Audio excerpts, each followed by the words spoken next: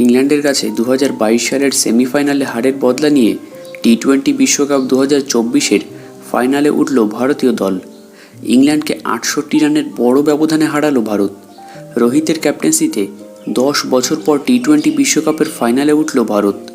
2014 সালে শ্রীলঙ্কার কাছে হেরে ফাইনাল জয়ের স্বপ্ন চুরমার হয়ে যায় ভারতের।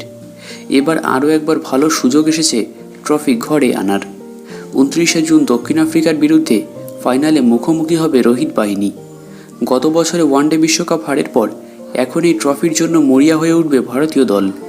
ম্যাচে ক্যাপ্টেন রোহিত শর্মার 57 রান লো বাউন্স পিচে হাফ সেঞ্চুরি করায় ইংল্যান্ডের বিরুদ্ধে 7 উইকেটে 171 রান করে ভারত।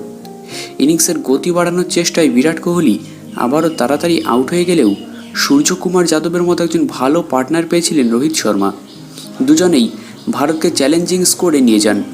পরিবর্তে জস বাটলারের আউট হওয়ার পর টার্গেট তাড়া করতে আসা ইংলিশ ব্যাটিং লাইন আপ তাসের ঘরের মতো ভেঙে পড়ে। ইংল্যান্ডের হয়ে হ্যারি ব্রুক 25 এবং জস বাটলার 23 রান করেন।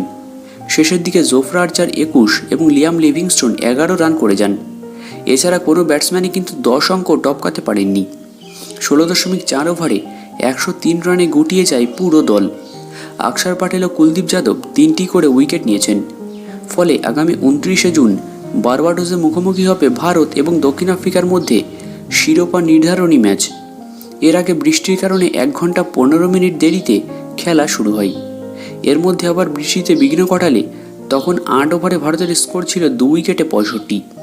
টসে জিতে ভারতকে ব্যাটিংয়ে আমন্ত্রণ জানায় ইংল্যান্ড। কোহলি এবং রোহিত ব্যাট করতে নামলেন তখনই স্পষ্ট হয়ে যায় যে পিচ মন্থর স্লো এবং লো বাউন্স ব্যাটসম্যানদের কাজটা কঠিন করে তুলেছে। রোহিত এবং কোহলি দুজনেই ইনিংসের শুরুতে রিস টপলি এবং জোফরা আর্চারের ফাস্ট বোলিং জুটির বল মারার চেষ্টা করলেও সফল হতে পারেননি। তবে শেষ পর্যন্ত বিশ্বকাপ ফাইনালে কিন্তু টিম ইন্ডিয়া।